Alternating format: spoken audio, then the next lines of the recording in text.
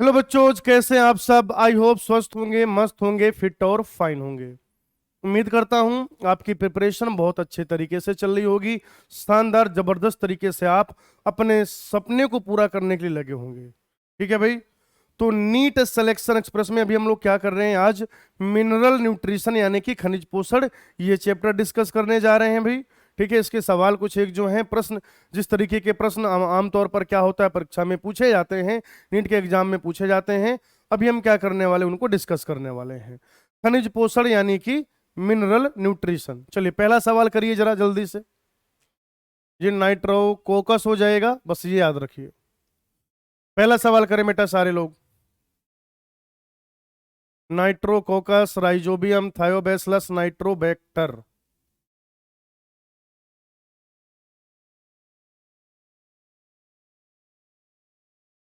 ठीक है। चलिए, तो नाइट्रोकोकस क्या करेगा, अमोनिया से नाइट्राइट बनाएगा। राइजोबियम बैक्टीरिया जो होता है वो क्या करेगा बेटा, तो हम लोग देखेंगे यहां पर। ठीक है। नाइट्राइट से नाइट्रेट में परिवर्तन, ये हो जाएगा नाइट्रोबैक्टर का काम। थायोबैसिलस करा देगा विनाइट्रीकरण, और ये क्या करेगा, अमोनिया बनाएगा। ठीक। यानी कि ए का क्या होना चाहिए, ए का होना चाहिए फोर्थ। एक मिनट, ए का क्या होना चाहिए, सेकेंड। तो ये ऑप्शन तो होने से रहा, ये भी नहीं होगा, ये भी नहीं होगा। बी का फोर्थ है क्या, हाँ। सही आंसर क्या हो जाएगा हमारा, ये हो जाएगा। नेक्स्ट देखो बेटा, कह रहा है अनिवार्य तत्वों और पादपों को, अनिवार्य तत्वों और पादपों में उनके कार्यों के विषय में निम्नलिखित को सुमेलित करिए और फिर सही विकल्प चुनिए। करो बेटा, ये सवाल भी करो भाई। नेक्स्ट क्वेश्चन जो है वो करिए आप।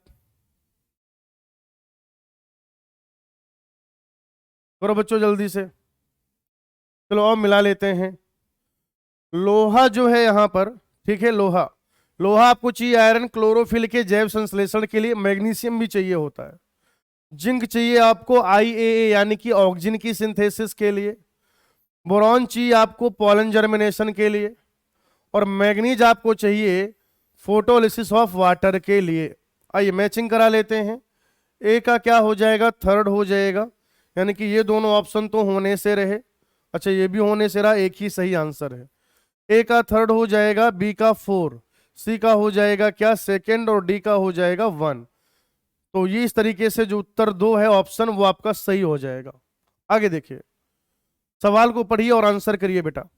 आप ही करें जल्दी से, नहीं तो फिर आप कहते हैं मैं सवाल पढ़ने का समय नहीं देता। पढ़ो भाई। क्रथियोबैसिलस जीवाणुओं का एक समूह है जो निम्नलिखित में से कौन सा कार्य करने में सहायता करते हैं। योबैसिलस जीवाणुओं का एक समूह है जो निम्नलिखित में से कौन सा कार्य करेंगे, बताओ। तो बेटा ये क्या कराते हैं बताइए, ये डिनाइट्रिफिकेशन कराते हैं, यानी कि यह विनाइट्रीकरण कराते हैं, विनाइट्रीकरण। चलिए अगला सवाल देखें बच्चों। निम्नलिखित में से कौन सा तत्व कोशिकाओं में स्फीति बनाए रखने के लिए उत्तरदायी है, बताओ भाई। टर्जिड बनाए रखने के लिए तो मुख्यतया क्या हो जाएगा, बताओ, पोटेशियम के। चलिए अगला देखिए, मूलाग्रों की वृद्धि के लिए निम्नलिखित में से कौन सा आवश्यक है। कैल्शियम आवश्यक होता है, याद कर लीजिए बेटा इसे। ठीक है ना, कैल्शियम आवश्यक होता है, इसे याद कर लीजिए, राइट ना। हाँ अगला देखें भाई, कह रहा है कि नाइट्रोजन स्थिरीकरण के दौरान ऑक्सीजन के विषैले प्रभाव से नाइट्रोजिनेज का निष्क्रियकरण किसके द्वारा रोका जाता है। देखो क्या होता है बेटा, ये जो आपका नाइट्रोजिनेज है, हम लोग कहेंगे कि नाइट्रोजिनेज, नाइट्रोजिनेज मॉलिक्यूलर ऑक्सीजन के लिए संवेदी होता है। मॉलिक्यूलर ऑक्सीजन के लिए, मॉलिक्यूलर ऑक्सीजन के लिए संवेदी होता है। मॉलिक्यूलर ऑक्सीजन के लिए संवेदी होता है। लेग हीमोग्लोबिन, लेग हीमोग्लोबिन,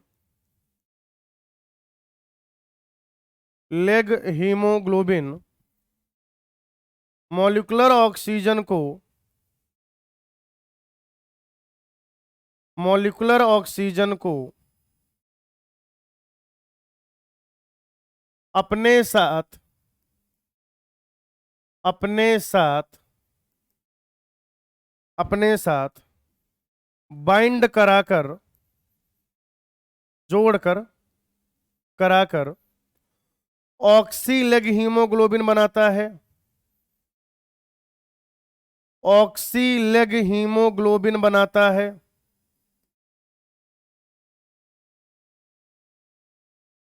तथा,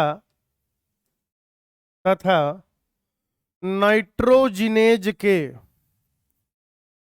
तथा नाइट्रोजिनेज के निष्क्रियकरण को रोकता है, निष्क्रियकरण को रोकता है। तो बताओ भाई, अब हमारा आंसर क्या हो जाएगा? Leg haemoglobin. क्या हो जाएगा हमारा उत्तर? बताइए जल्दी से। लेग हीमोग्लोबिन हो जाएगा। ठीक है ना? कह रहे हैं कि नाइट्रोजन स्थिरीकरण के दौरान ऑक्सीजन के विषैले प्रभाव से नाइट्रोजनेज को निष्क्रिय होने से कौन बचाता है?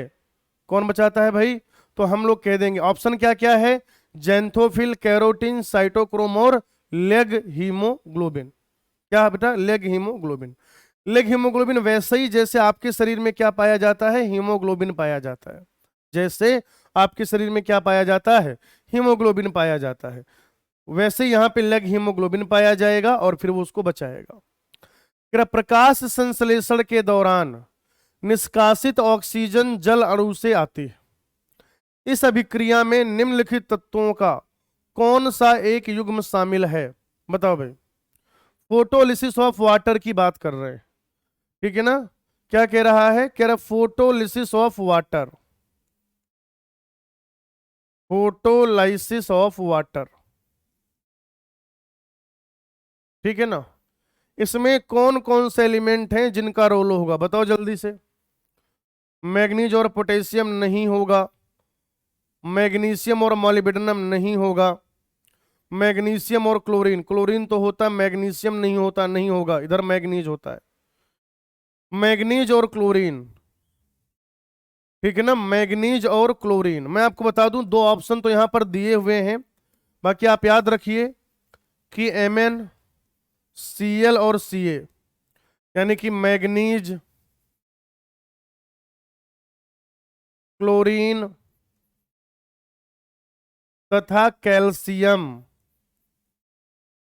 ठीक है, कैल्शियम की बात इस ऑप्शन में तो नहीं की गई है यहां पर, लेकिन अपने को बच्चों याद रखना है कि ये तीन ऐसे तत्व हैं जो फोटोलिसिस ऑफ वाटर के दौरान काम में आते हैं, जो फोटोलिसिस ऑफ वाटर के दौरान काम में आते हैं। वही सवाल आपसे पूछा गया था। कह रहा कि प्रकाश संश्लेषण के दौरान निष्कासित ऑक्सीजन जल अणु से आती है, सही बात है, और वाटर से क्या हो जाएगा? ऑक्सीजन एलिमिनेट होगा। कह रहा जब फोटोलिसिस ऑफ वाटर हो रहा होता है तो इस अभिक्रिया में कौन कौन सा जो तत्व है उसका युग्म शामिल है? दो दो करके ऑप्शन पूछा गया था, तो आपने उत्तर क्या कर दिया? मैग्नीज और क्लोरीन। बाकी आपको बाकी बेटा आपको याद रखना है कि मैग्नीज और क्लोरीन के साथ एक और ऑप्शन हो सकता है, कैल्शियम। अगर कैल्शियम भी लिखा हुआ है वो भी क्या हो जाएगा? सही आंसर हो जाएगा। वो भी क्या हो जाएगा बच्चों? सही आंसर हो जाएगा। नेक्स्ट देखिए भाई, करे फलीदार पादपों में वायवीय नाइट्रोजन के स्थिरीकरण का पहला स्थिर उत्पाद क्या होता है? एनसीईआरटी जब आप पढ़ेंगे उन्होंने बहुत क्लियरली लिखा हुआ है, ammonia is the first stable product of, first stable product of nitrogen fixation, nitrogen fixation. तो आपके पास सही आंसर क्या हो जाएगा? अमोनिया हो जाएगा भाई। सही आंसर क्या हो जाएगा? अमोनिया। चलिए अगला प्रश्न देखिए बेटा, नाइट्रोजिनेज की क्रिया के लिए उसे किसकी आवश्यकता होती है? इस ऑप्शन में से बताइए, ये जो ऑप्शंस हैं इन ऑप्शंस में से ऐसा क्या है, ऐसा क्या है जो अमोनिया को जो क्या चाहिए बेटा, नाइट्रोजनेज को चाहिए होता है। नाइट्रोजनेज को अपना काम करने के लिए इनमें से क्या चाहिए होता है?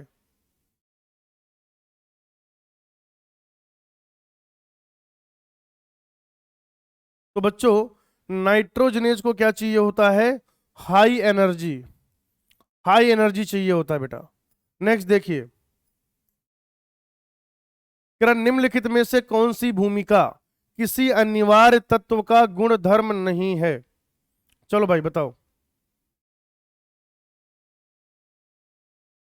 करो, क्या होगा आंसर? एक अनिवार्य गुणधर्म क्या नहीं है वो बताना है आपको। पहला कह रहा है जैव अणुओं का घटक होना, दूसरा कह रहा है मिट्टी के रसायन को परिवर्तित करना, तीसरा कह रहा है कि ऊर्जा से संबंधित रासायनिक यौगिकों का संरचनात्मक घटक होना, चौथा कह रहा है कि एंजाइमों का सक्रियण या रोधन। क्या करेंगे बच्चों हम इसका आंसर? बेटा इसका उत्तर देखो, जैव अणुओं का एक घटक होना सही बात है, कार्बन हाइड्रोजन ऑक्सीजन नाइट्रोजन की बात करते हैं वो। मिट्टी के रसायन को परिवर्तित करना, ऐसा उन्होंने कहीं नहीं लिखा। ऊर्जा से संबंधित रासायनिक यौगिकों का संरचनात्मक घटक घटक होना, जैसे फास्फोरस एटीपी में पाया जाता है, मैग्नीशियम जो है वो क्लोरोफिल में पाया जाता है, क्लोरोफिल में, ठीक है। एंजाइमों का सक्रियण या रोधन, ये भी हो जाएगा, ये भी हो जाएगा, ये नहीं होगा। तो बेटा जो आंसर इसमें क्या हो जाएगा, सेकंड, कि वो क्या कर रहे हैं, मिट्टी के रसायन को परिवर्तित कर रहे हैं। कर सकते हैं अलग बात है, लेकिन ये कोई अनिवार्य गुणधर्म नहीं है, ये कोई जरूरी बात नहीं है। अगला देखो भाई, निम्नलिखित में से कौन सा कथन किसी अनिवार्य तत्व की क्रांतिक सांद्रता की सबसे अच्छे रूप में व्याख्या कर सकता है? सबसे अच्छे रूप में व्याख्या कर सकता है, बताइए भाई क्या हो जाएगा आंसर? निम्नलिखित में से कौन सा कथन किसी अनिवार्य तत्व की, किसी क्या हो जाएगा बेटा, अनिवार्य तत्व की सबसे बढ़िया तरीके से उसको एक्सप्लेन करेगा, व्याख्या करेगा? पहला ऑप्शन देखिए, क्रांतिक सांद्रता की बात कर रहा है ना, क्रांतिक सांद्रता, अनिवार्य तत्व की वह सांद्रता जिसके नीचे पौधे की वृद्धि रुक जाती है, अनिवार्य तत्व की वह सांद्रता जिसके नीचे पौधे की वृद्धि बढ़ जाती, नहीं वृद्धि बढ़ेगी तो नहीं, अनिवार्य तत्व की वह सांद्रता जिसमें जिसके नीचे पौधा वर्धी प्रावस्था में रहता है, ऐसा कोई जरूरी नहीं है। सही उत्तर इसमें से जो ये ऑप्शन दिए गए हैं, वृद्धि रुक जाएगी, ठीक है ना भाई। जब क्या हो जाएगा, उसे उचित पोषण नहीं मिलेगा तो वृद्धि रुक जाएगी या पहले की तुलना में कम वृद्धि होगी। तो अगर इस तरीके का ऑप्शन सेट आता है, ठीक है, नीट में इनमें से कोई नहीं, ये ऑप्शन तो आएगा नहीं, तो इसको हम लोग कह लेते हैं ऐसे कि बोथ, ऐसे लिख लेते हैं यहां पर कि एक तथा दो दोनों, ठीक है भाई। और इस प्रकार से हमारा जो आंसर है वह क्या हो जाएगा, फर्स्ट हो जाएगा भाई। नेक्स्ट देखो, पढ़ो और आंसर करो। कह रहा किसी तत्व में न्यूनता के लक्षण सर्वप्रथम नई पत्तियों में दिखाई देते हैं, किसी तत्व में न्यूनता के लक्षण सर्वप्रथम नई पत्तियों में दिखाई पड़ते हैं, यह इस बात का संकेत है कि तत्व अपेक्षाकृत अचल है। साफ साफ बताया उन्होंने, तत्व क्या है, अपेक्षाकृत अचल है। निम्नलिखित में से किस तत्व की न्यूनता, निम्नलिखित में से किस तत्व की न्यूनता इस प्रकार के लक्षणों को दर्शाएगी, इस प्रकार के लक्षणों को दर्शाएगी? बोलो भाई।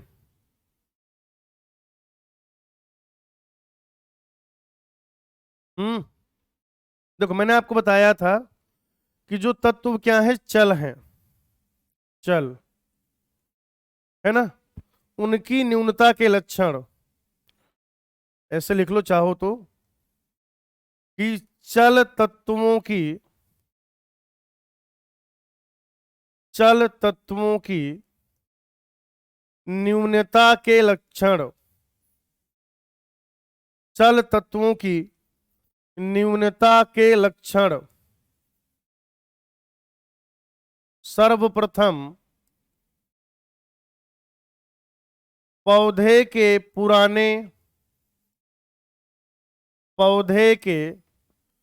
पुराने भागों में, पुराने ओल्ड यानी कि बूढ़े, जीर्णमान भागों में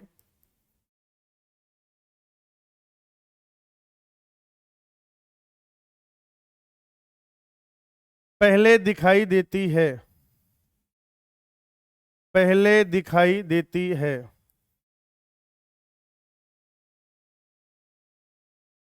ठीक है। दूसरी बात क्या है? दूसरी बात ये बेटा कि जो अचल तत्व हैं,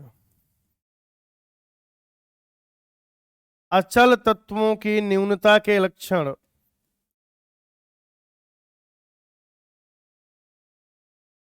अचल तत्वों के न्यूनता के लक्षण सर्वप्रथम पौधे के नए भागों में दिखाई देते हैं।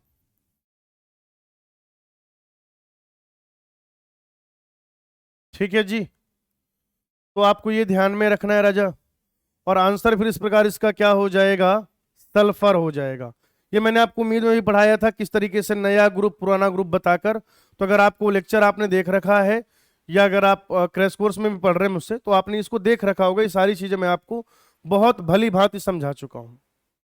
नेक्स्ट देखिए, निम्नलिखित में से कौन सा लक्षण पौधों में मैग्नीज की विषाक्तता के कारण नहीं होता है? पढ़ो भाई। 4 ऑप्शन दिए गए हैं, सही आंसर बताओ।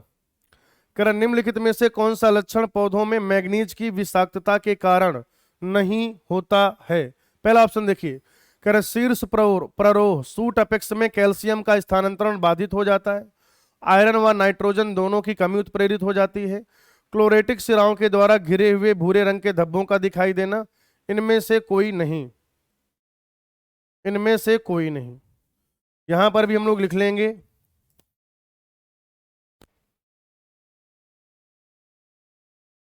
ठीक है भाई। यहां पे हमें क्या लिख लेना है कि 1 व 3 दोनों, है ना, 1 व 3 दोनों।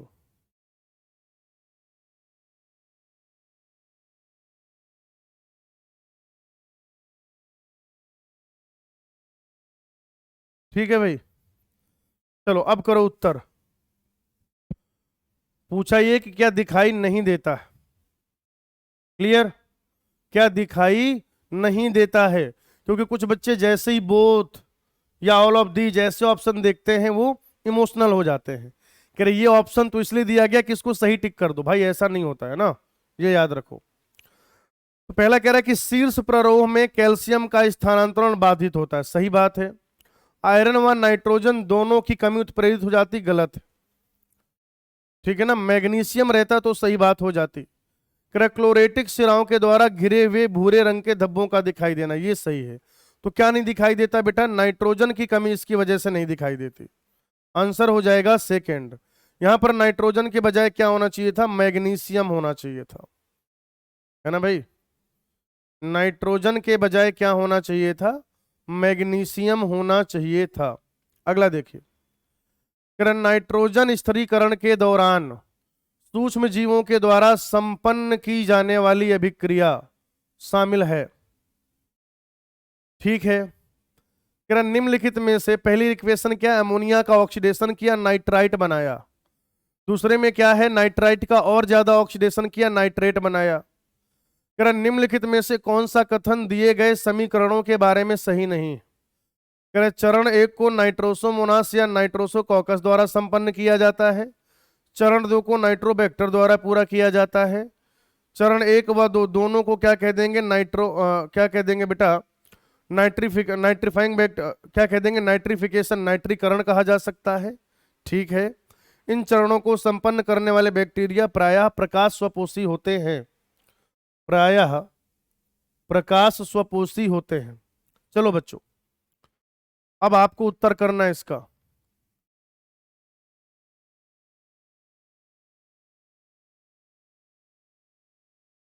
ठीक है, आपको क्या करना है, इसका उत्तर करना है। पहली बात क्या कह रहा है कि ये जो है नाइट्रोसोमोनास और नाइट्रोकॉकस के द्वारा संपन्न किया जाता है, पहला स्टेटमेंट सही है। फिर दूसरा नाइट्रोबैक्टर द्वारा होता है, ये बात भी सही है। फिर इसको मिला के नाइट्रीकरण कहते हैं, ये भी सही है। ये प्रकाश स्वपोषी नहीं होते बेटा, ठीक है ना, रसायन संश्लेषी होते हैं मुख्यतया। ठीक है, तो हमारा उत्तर क्या क्या हो जाएगा, फोर्थ। चौथा जो ऑप्शन है वो सही हो जाएगा। अगला देखिए, ये पढ़ो। कह रहा सोयाबीन के साथ संबंध में राइजोबियम द्वारा जैविक नाइट्रोजन स्थिरीकरण के संबंध में निम्न में से कौन सा कथन सत्य नहीं है। नाइट्रोजनेज को अपने कार्य के लिए ऑक्सीजन की आवश्यकता हो सकती है, यही नहीं है। नाइट्रोजन एक आयरन मॉलिब्डेनम प्रोटीन है। लेग हीमोग्लोबिन जो है गुलाबी रंग का वर्णक है। नाइट्रोजन गैस की अमोनिया के दो अणुओं में परिवर्तित करने में सहायक होता है। सारी बातें सही है बेटा। नाइट्रोजन को काम करने के लिए ऑक्सीजन, नाइट्रोजनेज को काम करने के लिए ऑक्सीजन नहीं चाहिए होता है, उल्टे वो तो क्या होता है, ऑक्सीजन से दूर भागता है। नाइट्रोजनेज जो होता है वो क्या होता है बच्चों, तो आप कहेंगे कि वह ऑक्सीजन से दूर भागता है। आगे बात समझ। अगला देखो भाई, चलो। कह रहा दिए गए तत्व का इससे संबंधित कार्य भूमिका से मिलान कीजिए तथा दिए गए विकल्पों में से सही विकल्प चुनिए। ठीक है भाई, आ जाओ। तो अगर हम लोग यहां पर बात करें बोरॉन की, तो बोरॉन क्या हो जाएगा, पराग अंकुरण। मैग्नीज प्रकाश संश्लेषण के दौरान, प्रकाश संश्लेषण के दौरान जल के विघटन से ऑक्सीजन का मुक्त होना। मॉलिब्डेनम नाइट्रोजनेज का घटक, ठीक है, मॉलिब्डेनम नाइट्रोजनेज का घटक। जिंक ऑक्जिन्स के निर्माण के लिए आवश्यक। आयरन फेरिडॉक्सिन का घटक। चलो, ए का हो जाएगा चौथा, यानी कि ये ऑप्शन गलत है। एक ही ऑप्शन है क्या सही, यही सही, तो यही सही आंसर हो जाएगा, देख लो। ए का चौथा, बी का पहला, सी का तीसरा, डी का दूसरा और ई का पांचवा, यही सही है भाई। बस यहाँ पे क्या करना है, इसको 5 कर लेना बेटा। 4 4 दो बार आ गया ना, 4 और 5। ठीक है बच्चों, ये समझ में आ गया आपको, ये इसका आंसर हो जाएगा। अगला देख लीजिए। कह पौधों को इसमें उगाया जा सकता है, गलत विकल्प चुनिए। कह रहा आवश्यक पोषक तत्वों वाली मिट्टी, हाँ इसमें उगाया जा सकता है। आवश्यक पोषक तत्वों वाला जल, इसमें भी उगाया जा सकता है। कह रहा आवश्यक पोषक तत्वों वाली मिट्टी या जल, इसमें उगाया जा सकता है। आवश्यक पोषक तत्वों से रहित मिट्टी या जल नहीं। मिट्टी या जल, जैसे हम लोग हाइड्रोपोनिक्स की बात करते हैं बेटा, है ना, हाइड्रोपोनिक्स जल संवर्धन, तो हाइड्रोपोनिक्स में मिट्टी नहीं होती है, आपके पास क्या होता है, विलयन होता है। आपके पास क्या होता है, विलयन। उस विलयन में क्या हो जाएगा, जो जितने भी जरूरी तत्व है वो हम डालते हैं, उसको डाल के एक विलयन बनाते हैं। तो यहां पर आप क्या कर सकते हैं, पौधे को उगा सकते हैं। इसमें भी आप क्या कर सकते हैं, पौधे को उगा सकते हैं। लेकिन अगर वहां पर आवश्यक पोषक तत्व नहीं है, अगर वहां पर क्या है बच्चों, आवश्यक पोषक तत्व नहीं है, सिर्फ पानी ले लो और उसमें कुछ डालो, नहीं को पौधा उगता रहे, नहीं उगेगा भाई, है ना। तो बिना आवश्यक पोषक तत्वों के या आवश्यक पोषक तत्वों रहित मिट्टी या जल में आप ये देखेंगे कि नहीं हो पाएगा पौधों का विकास। कीट भक्षी पादप इस मिट्टी में उगते हैं, है ना। एक चीज तो आपको ये ध्यान रखना है बच्चों कि जो कीट भक्षी पादप होते हैं वो प्रकाश संश्लेषी होते हैं। कीट भक्षी, ठीक है ना, कीट भक्षी पादप, कीट भक्षी पादप प्रकाश संश्लेषी होते हैं। कीट भक्षी पादप प्रकाश संश्लेषी होते हैं तथा तथा क्योंकि यह नाइट्रोजन की ना या नाइट्रोजन न्यून मृदा में उगते हैं,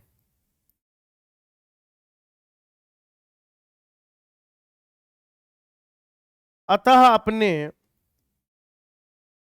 अपने नाइट्रोजन की कमी को पूरा करने के लिए नाइट्रोजन की कमी को पूरा करने के लिए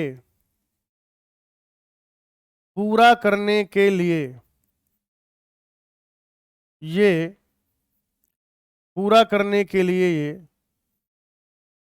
कीड़ों को खाते हैं। ठीक है भाई। तो चूंकि ये क्या होता है, नाइट्रोजन डिफिशियंट सॉइल में ग्रो होते हैं, तो इधर क्या लिखा हुआ है, नाइट्रेट्स। यहाँ पे क्या क्या कह रहे हैं, नाइट्रेट से भरपूर। भरपूर नहीं बेटा, कमी। क्या हो जाएगा, आप सीधे सीधे लिखिए कि नाइट्रोजन की न्यूनता वाली मृदा में ये उगते हैं, जहां जो सॉइल कैसी है, नाइट्रोजन डिफिशियंट है। और चूंकि बेटा ये नाइट्रोजन डिफिशियंट सॉइल में ग्रो होते हैं, इसीलिए इन्हें क्या करना पड़ता है, नाइट्रोजन की कमी को पूरा करने के लिए कीड़े खाने पड़ते हैं। इंसेक्ट जो है, इंसेक्ट के ऊपर क्या रहेगा, वो आर्थ्रोपोडा के मेंबर है, ऑर्थोडोरियल मेम्ब्रेन रहेगा, काइटिन पाया जाएगा। काइटिन जो होता है नाइट्रोजन कंटेनिंग पॉलीसेकेराइड होता है, तो इसकी वजह से उन्हें क्या होता रहेगा, नाइट्रोजन मिलता रहेगा। चलिए भाई, दी गई अभिक्रिया को देखिए और बताइए। जब आप बेटा पढ़ते हैं फेट ऑफ अमोनिया, है ना, तो फेट ऑफ अमोनिया में आपको दो चीजें पढ़ाई जाती हैं, एक होता है ट्रांस अमीनीकरण और दूसरा होता है अपचयनकारी अमीनीकरण। अल्फा कीटोग्लूटारिक एसिड है, अमोनिया मैन NADPH की प्रेजेंस में, ठीक है ना, एंजाइम हो जाएगा ग्लूटामेट डिहाइड्रोजनेज, यानी कि ग्लूटामेट बन जाएगा ग्लूटामिक एसिड कह सकते हैं आप। उत्तर हो जाएगा अपचयनकारी अमीनीकरण। इसका सही उत्तर क्या हो जाएगा बेटे, अपचयनकारी अमीनीकरण। क्या हो जाएगा भाई, अपचयनकारी अमीनीकरण हो जाएगा। अगला देखिए, दी गई विक्रिया को देखिए, यह क्या दर्शाती है। आप देख रहे हैं बच्चों, आपके पास दो अमीनो एसिड हैं, ठीक है ना, यहां पर R1 लिखा हुआ है, सॉरी आपके पास दो तरीके का एसिड है, ये क्या है, अमीनो एसिड। अमीनो दाता क्या रहेगा, अमीनो अम्ल रहेगा। अमीनो दाता क्या रहेगा, अमीनो अम्ल। और इसके पास क्या है, आप देखेंगे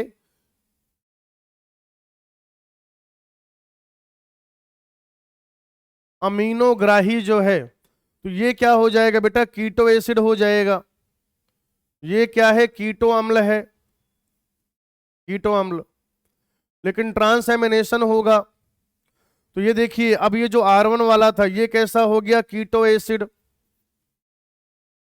कीटो अम्ल। और अभी तक जो क्या था, कीटो अम्ल, वो कैसा हो जाएगा, अमीनो अम्ल। तो अगर आपके पास एक अमीनो अम्ल है, ध्यान से सुनिए बेटा, अगर आपके पास एक अमीनो अम्ल है, तो उस एक अमीनो अम्ल का आप क्या कराएंगे, तो बच्चों उस एक अमीनो अम्ल का, ध्यान से सुनिए, उस एक अमीनो अम्ल का ट्रांसएमिनीकरण करके आप बहुत सारे क्या करा सकते हैं, अलग अलग तरीके के अमीनो एसिड बना सकते हैं। तो इसका उत्तर हो जाएगा ट्रांसएमिनीकरण। इसका जो उत्तर है क्या हो जाएगा बच्चों, ट्रांसएमिनीकरण हो जाएगा। कह रहा इसमें से कौन सा अम्ल है, इसमें से कौन सा अम्ल मतलब अमीनो अम्ल है, कह रहा इनमें से कौन सा अमीनो एसिड होता है, जिस अमीनो एसिड में, इसमें से कौन सा ऐसा अमीनो एसिड है जिसके ट्रांस एमिनीकरण द्वारा 17 से भी अधिक अमीनो अम्ल बन जाते हैं, ग्लूटामिक एसिड। सबसे पहले जो बनने वाला अम्ल है अमीनो अम्ल, ग्लूटामिक अम्ल होता है। आप कहेंगे पौधे में सबसे पहले बनने वाला, पौधे में सबसे पहले, पौधे में सबसे पहले बनने वाला अमीनो अम्ल, अमीनो अम्ल ग्लूटामिक एसिड होता है, ग्लूटामिक अम्ल होता है, अम्ल होता है, तथा तथा ग्लूटामिक अम्ल के, तथा ग्लूटामिक अम्ल के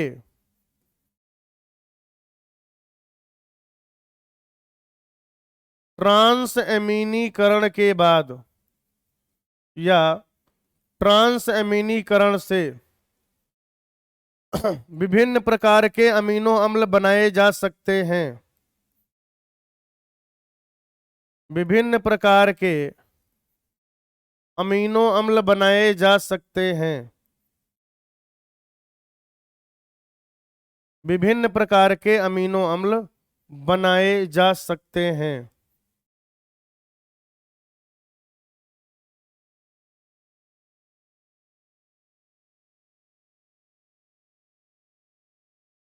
उत्तर क्या हो जाएगा? ग्लूटामिक अम्ल। अगला देखिए भाई, नाइट्रेट रिडक्टेज का सहकारक यानी कि कोफैक्टर क्या हो जाएगा भाई? मोलिब्डेनम हो जाएगा। याद रखने वाली बात है, याद रखिए।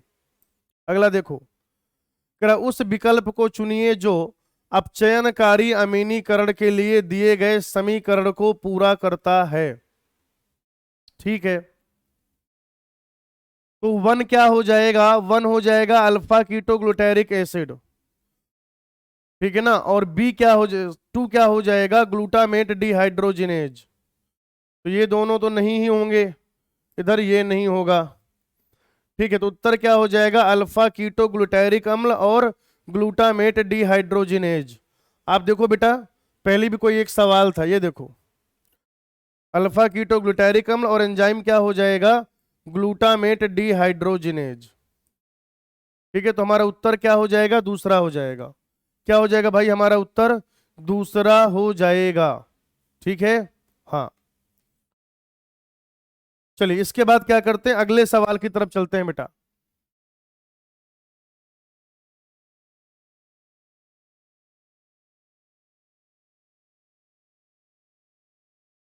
कह रहा मृत पौधों व जीवों की कार्बनिक नाइट्रोजन का अमोनिया में अपघटन कहलाता है अमोनीकरण। क्या कहलाता है बेटा? अमोनीकरण। इधर देखो, नाइट्रोजन से क्या किया? अमोनिया बनाया। ये है क्या? नाइट्रोजन फिक्सेशन या नाइट्रोजन स्थिरीकरण। नाइट्रोजन स्थिरीकरण।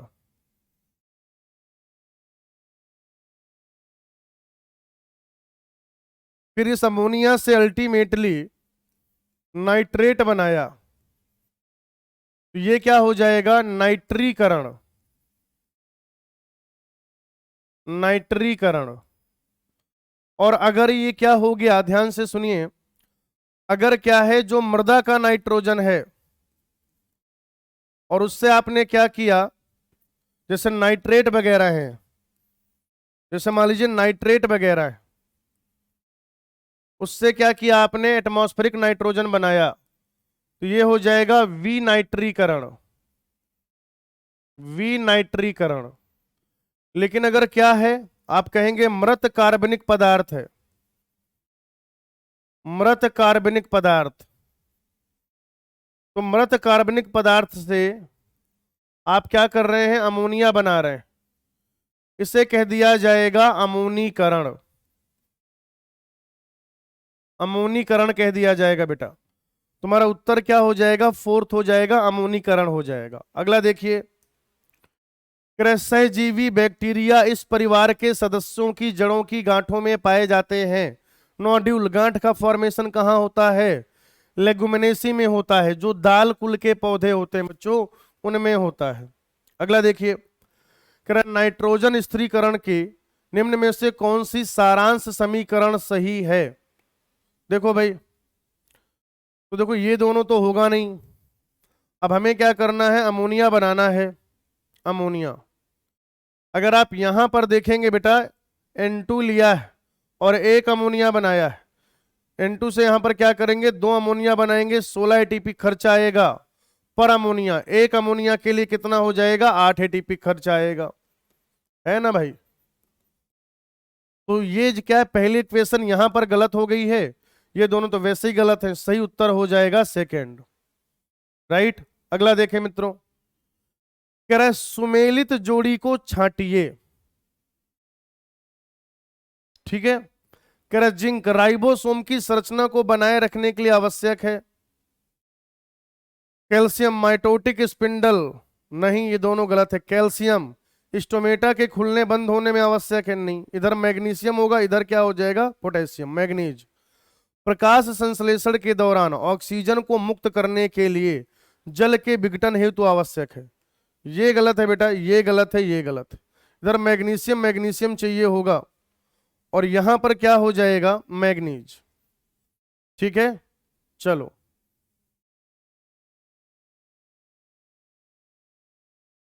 इधर देखो भाई,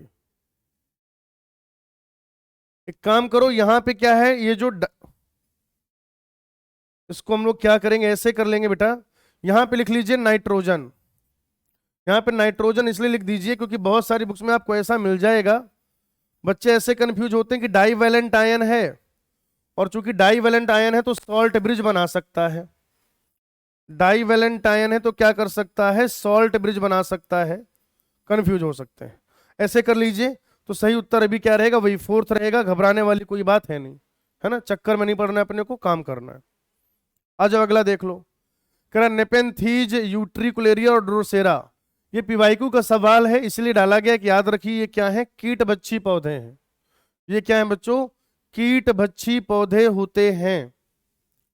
अगला देख लीजिए, कह रहा निम्नलिखित में से कौन से तत्व क्लोरोफिल संश्लेषण के लिए आवश्यक होते हैं।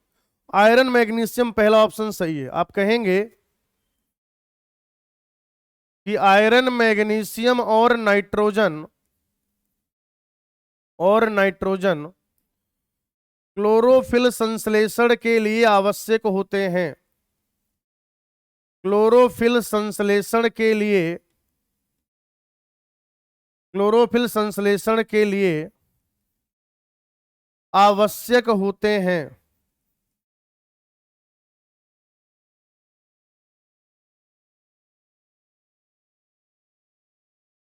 जिसमें से मैग्नीशियम तथा नाइट्रोजन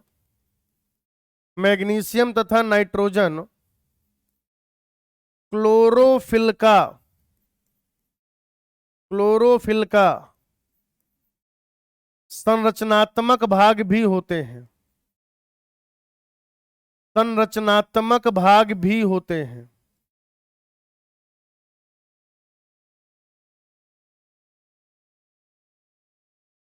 ठीक है भाई, नेक्स्ट देखिए, कह रहा स्तंभ 1 को स्तंभ 2 के साथ मिलान करें तथा नीचे दिए गए कोणों में से सही विकल्प का चयन करें।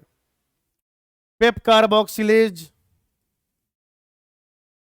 चलो पहला दिया गया बेटा आपको Mg++, करिए आप, सही मिलान करो भाई, जल्दी से आप करो सही मिलान, फिर बताता हूं मैं।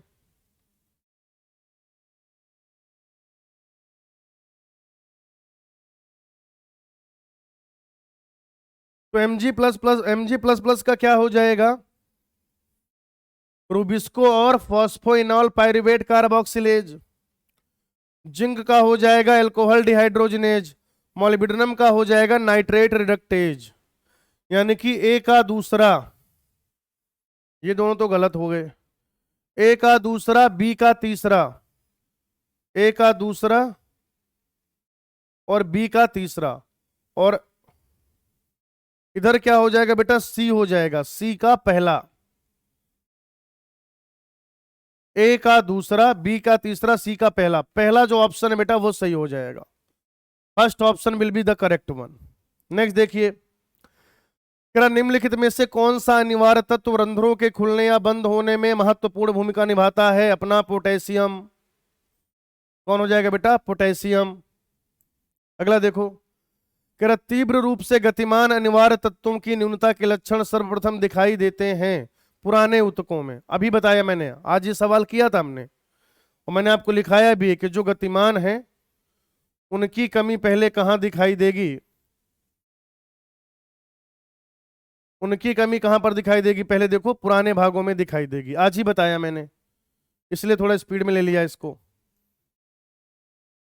चलो भाई आगे बढ़ते मित्रों, कह रहा हरिमहीनता, क्लोरोसिस अर्थात क्लोरोफिल की कमी से पत्तियों में पीलापन आ जाता है। यह किसकी कमी किससे होता है, ये होंगे ये भी होंगे, ये भी होंगे। तो आपका उत्तर क्या हो जाएगा? उपरोक्त सभी। मैंने बताया था ना आपको उम्मीद वाली सीरीज में, सोनिया फिर मांगे मनमोहन की जान, उसमें सारे आ जाएंगे। नेक्स्ट देखो भाई, कह रहा है ऊतक क्षय यानी कि नेक्रोसिस, काकू के मजे। क्या बताया था नेक्रोसिस के लिए? काकू के मजे, काकू के मजे नेक्रोसिस के लिए। तो ये दो ऑप्शन में मैच कर रहा है, यही हो जाएगा आंसर आपका पहला वाला, है ना।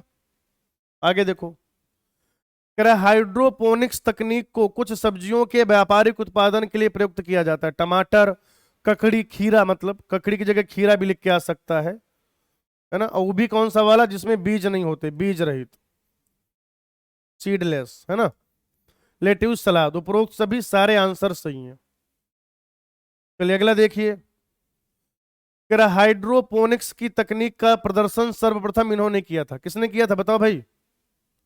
मेल्विन केल्विन, जूलियस वन सेक्स, अर्नॉन हॉगलैंड। उत्तर हो जाएगा जूलियस वन सेक्स, ठीक है। नेक्स्ट देखो, कह रहा उस विकल्प का चुनाव कीजिए, उस विकल्प का चुनाव कीजिए जिसमें केवल सूक्ष्म पोषक तत्व निहित हैं, जिसमें केवल सूक्ष्म पोषक तत्व निहित हैं। ये तो होगा नहीं, ये भी नहीं होगा, इसमें ये दोनों हो गए तो ये भी नहीं होगा। उत्तर क्या हो जाएगा? पहला हो जाएगा मैग्नीज, मॉलिब्डेनम और जिंक। मैग्नीज, मॉलिब्डेनम और जिंक।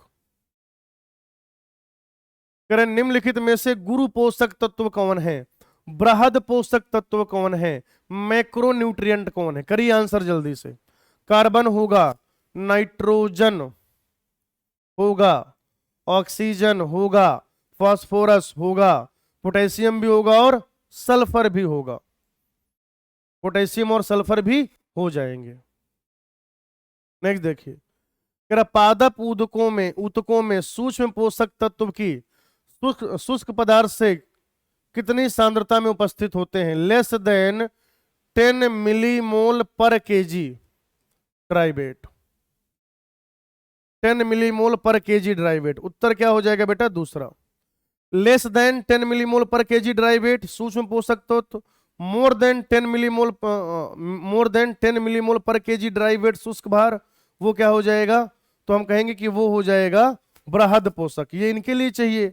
अगर बृहद पोषक तत्व होता, बृहद पोषक, तो वो कितना चाहिए होता? More than 10 millimole